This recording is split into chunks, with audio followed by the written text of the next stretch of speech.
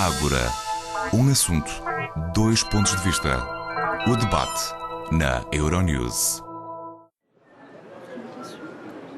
O ano de 2009 em revista nesta edição de Ágora. De um lado, Enzio Mauro, jornalista e diretor do jornal diário italiano independente La Repubblica. Do outro, o deputado britânico trabalhista Denis McShane, depois de ter sido ministro dos Assuntos Europeus do governo de Tony Blair.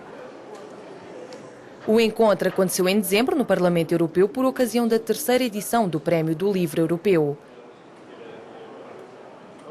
Um frente a frente para fazer o balanço da democracia e cultura na Europa no ano que agora termina. Houve dois aniversários este ano. Primeiro, o de 89, com a queda do Muro de Berlim e o fim do comunismo. Mas também o 60º aniversário da NATO. A NATO foi criada em 1949. Depois do isolacionismo da Primeira Guerra Mundial, os Estados Unidos decidiram unir-se à Europa. Mas não estaremos a celebrar demasiado o passado sem planificar suficientemente o futuro? Célébrer trop le passé sans que vraiment planifier l'avenir. Sim, é uma diferença entre a cultura e as mentalidades europeia e americana. O problema do que está para vir e o problema do passado. Mas penso que a importância do aniversário do muro foi confirmada pela dimensão das celebrações. Eu penso que isso é certifié da l'ampleur des célébrations. E essa foi, na minha opinião, a verdadeira fratura da nossa história e da nossa geografia. Agora, a questão, para mim, é que a Europa deve estar segura da sua identidade. Creio que a Europa é a terra da democracia, do Estado de Direito e da democracia das instituições. Eu penso que a Europa é a terra da democracia de droit, a democracia das instituições. Estou totalmente de acordo. Mas não estaremos a criar outras divisões, outros muros?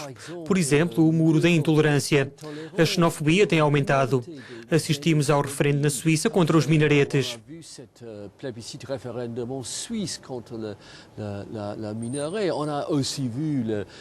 Também vimos manifestações de um islamismo ideológico feroz contra os valores democráticos, os valores das mulheres, dos homossexuais, etc. E vemos, por todo o lado, nos países europeus, a rejeição dos estrangeiros. Em Inglaterra fazem-se campanhas contra os trabalhadores polacos ou eslovacos, e já não só com as pessoas de outras raças da Ásia.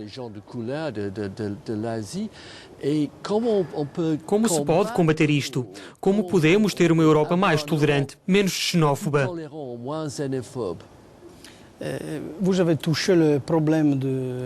Tocou exatamente no problema atual. Também em Itália temos problemas de intolerância. Há o problema dos imigrantes. Também há um grande debate sobre o crucifixo. E no nosso país, a imigração converteu-se rapidamente numa questão ideológica. Não é só uma questão de segurança ou de política, mas é verdadeiramente uma questão ideológica. É devenu très rapidement dans notre pays une question idéologique. Non pas une question de sûreté seulement, non pas une question politique seulement, mais une vraie question idéologique, c'est plus compliqué. É muito complicado. Muito perigoso também. É um risco para a democracia, um risco para a Europa no seu conjunto. E este problema pode facilitar o caminho ao novo populismo. Porque numa época complexa, o populismo pode apresentar-se como uma tentação de simplicidade. A mim surpreendeu-me bastante o comentário de um deputado europeu conservador, o inglês Edward Macmillan Scott. Falou de fascismo light. Porque aqui, no Parlamento Europeu, há entre 100 e 120 deputados eleitos com base numa participação eleitoral muito reduzida, que representa as forças populistas, muitas vezes abertamente racistas, nacionalistas e mesmo antissemitas. Les forces populistes, parfois ouvertement racistes, nationalistes, même antisémites. C'est incroyable d'imaginer. É incrível imaginar o regresso do discurso antissemita na política europeia.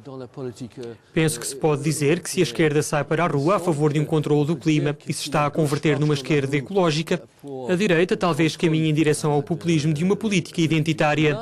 d'avoir une gauche écologique et la droite peut-être marche dans la direction des populismes et cette politique identitaire. Mais repassons Mas voltemos às comemorações da queda do Muro de Berlim.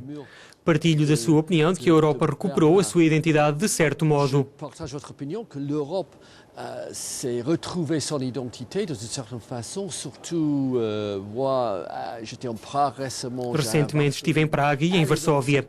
Viajar para essas capitais da Europa de Leste há 30, 40 anos era moroso, era triste. Hoje estão em ebulição. Estão a redescobrir a sua cultura histórica. Mas como podemos promover essas ideias junto dos nossos vizinhos de África, do Médio Oriente? Como fazer avançar a causa da democracia e da liberdade de expressão na China, por exemplo?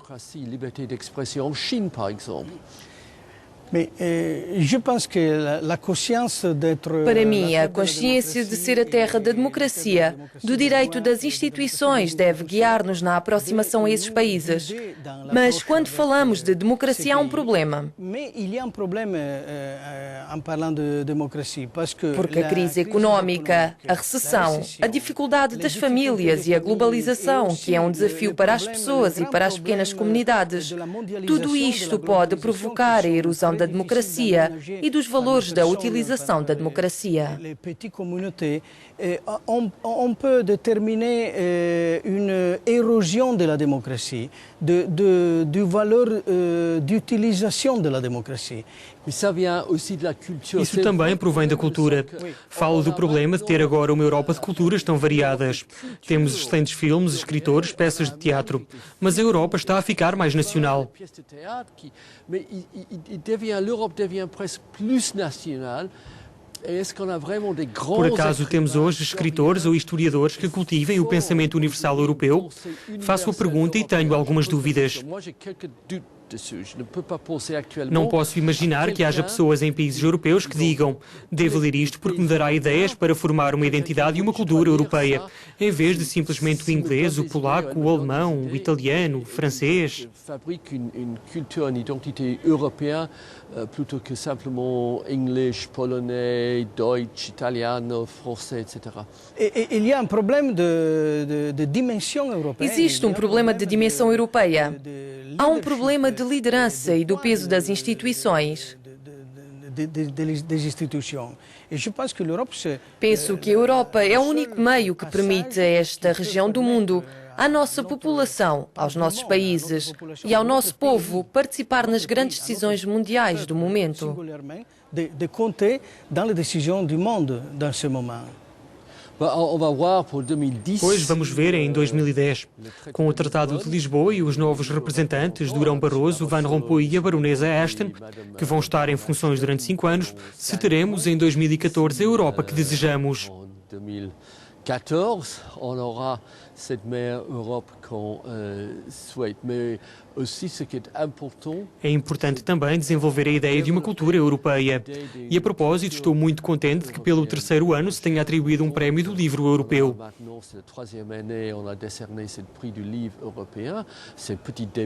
É um começo e pouco a pouco espero que se converta num dos grandes prémios da nossa literatura e da nossa cultura de ensaio europeia.